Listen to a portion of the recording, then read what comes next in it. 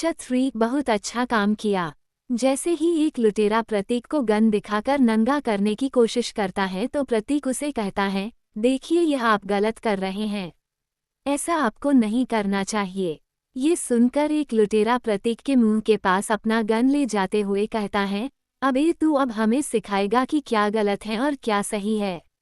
जल्दी नंगा हो वरना गोली मुंह में मारूंगा और निकलेगी पीछे के छेद से। ये सुनते ही प्रतीक कहता है, सच में तुम बहुत बुरे हो। इससे पहले कि प्रतीक के इस सवाल का कोई जवाब दे पाता, एक चिल्लाते हुए आता है और कहता है, हमें जल्दी से भागना पड़ेगा। पुलिस आ चुकी है, हम पकड़े गए तो जान से जाएंगे। 25 लोगों का खून कर चुके हैं हम। वह प्रतीक की तरफ देखते हुए कहता है, तुम बच गए हो लेकिन अगली बार जब हम मिलेंगे तो तुझे नंगा करके दौड़ाऊंगा हर तरफ। एक एक करके सारे लुटेरे चलते ट्रेन से ही कूदने लगते हैं। वे सब चलते ट्रेन से ऐसे कूद रहे थे जैसे रोज ये लोग ऐसे ही करतबे दिखाते रहते थे। प्रतीक ये देखकर शॉक था लेकिन तभी उसे सात्विक के फोन के बारे में याद आता है जो एक लुटेरा अपने पास लेकर जाने वाला था। जब सारे कूद जाते हैं और एक अपना गन बगल में रखकर सारे लूटे हुए सामान को फेंकता जा रहा था और बाहर उसके साथी पकड़ते जा रहे थे। प्रतीक जल्दी से उसके पास जाता है और कहता है, देखिए आप मुझे मेरे दोस्त का फ़ोन दे दीजिए, हमारे लिए वह बहुत ही ज़्यादा ज़रूरी है। वो लुटेरा अपना गन उठाकर प्रतीक की तरफ पॉइंट करते हुए कहता है, भाग इधर से वरना मैं तुझे खत्म कर दूंगा यहीं। प्रतीक उसके गन के ऊपर एक लात मारता है और उसका गन सीधा ट्रेन से बाहर चला जाता है।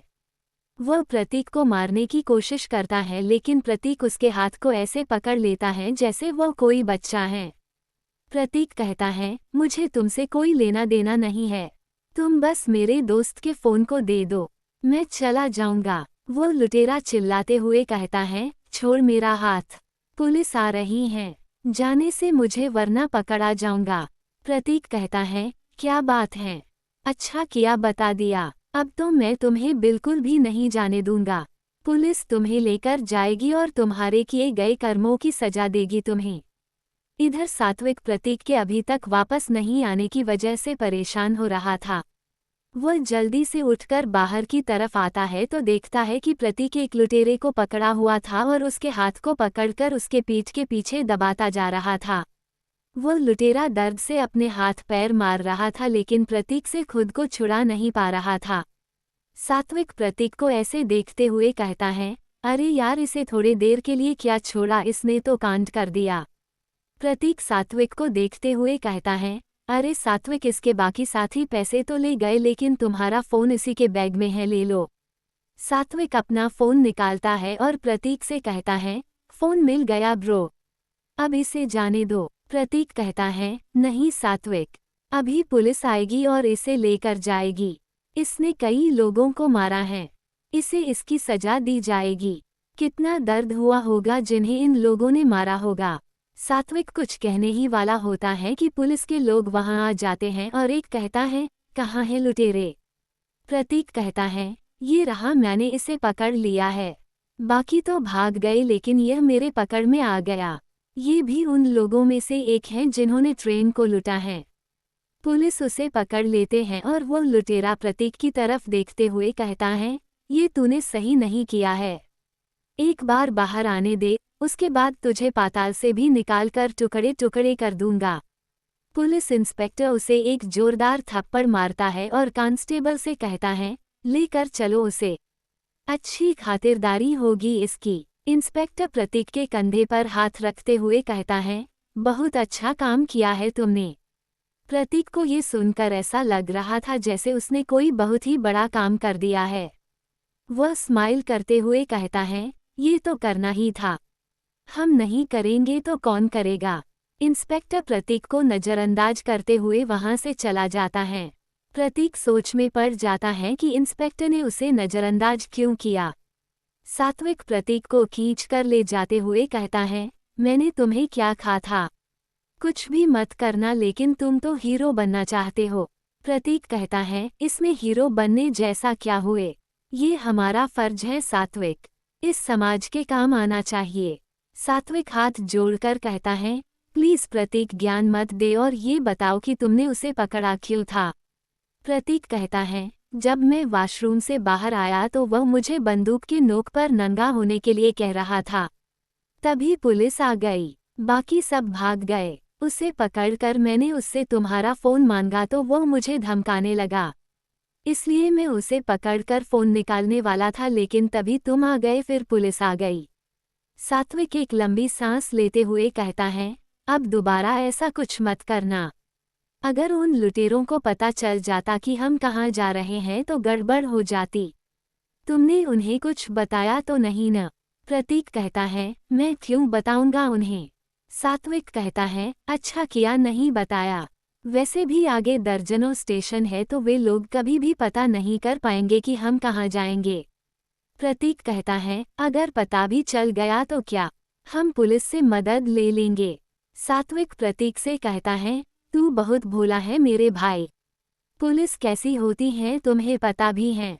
जब तुम उनके बारे में जानोगे न तो ऐसी बात दोबारा बिल्कुल नहीं करोगे। यहाँ जो हुआ किसी को भी बताना मत, फादर को भी नहीं। प्रतीक कहता है, मैं झूठ नहीं बोलता।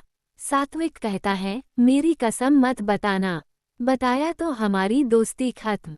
प्रतीक कहता है, क्या बच्चों जैसी बातें कर रहे हो, हम डॉक्टर बनने जा रहे हैं। सात्विक कहता है, हाँ इसीलिए तो झूठ बोलना जरूरी है।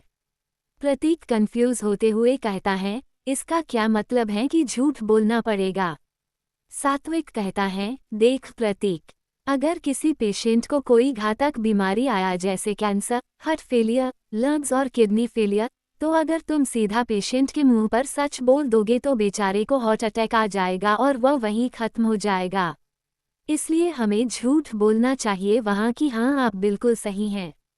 उसके बाद उनके परिवार वालों को साइड में ले जाकर सच बताना चाहिए। प्रतीक को सात्विक की बात सही लगती है और वह थोड़ी देर सोचने के बाद कहता है, हाँ वैसे तुम सही कह रहे हो। सात्विक कहता है, मैं हमेशा सही ही होता हूँ, तुम और फादर हमेशा मुझे गलत समझ लेते हैं। 20 घंटे के बाद आखिरकार दोनों मुंबई पहुंच ही गए थे। वहां उतरने के बाद सात्विक अंगड़ाई लेते हुए कहता है, देखो प्रतीक, हम पहुंच गए हैं सपनों की नगरी में। प्रतीक कहता है, वैसे ये शहर काफी अच्छा है, पहली बार मैं हमारे शहर से बाहर आया हूँ। सात्विक कहता है, अरे बिल्कुल भी नहीं, तुम्हें तो अभी यह बोलना चाहिए कि मैं पहली बार अनाथ आश्रम से बाहर आया हूँ। ये कहकर सात्विक हंसने लगता है। प्रतीक कहता है, ये हमारा कॉलेज है किधर। सात्विक फोन देखते हुए कहता है, यहाँ से 40 किलोमीटर, इसलिए हम टैक्सी लेंगे और वहाँ पहुँच जाएंगे। वैसे भी अभी हो रही है सुबह, ट्रैफिक नहीं मिली तो 1-2 घंटे में वहाँ। प्रतीक कहता है, अगर ट्रैफिक मिली तो। सात्विक कहता है, दोपहर तक या फिर शाम तक। प्रतीक कहता है, मजाक कर रहे हो क्या। सात्विक कहता है, अरे भाई तुम यहाँ के ट्रैफिक को नहीं जानते हो, लगती है तो नानी याद दिला देती हैं। सात्विक प्रतीक को 3 बैग पकड़ाता है और अपने पीछे आने के लिए कहता है। दोनों टैक्सी पकड़ के अपने कॉलेज के लिए निकल जाते हैं। वहां गेट पर उतरते हुए सात्विक जोर जोर से हंसते हुए कहता है, हम पहुंच गए।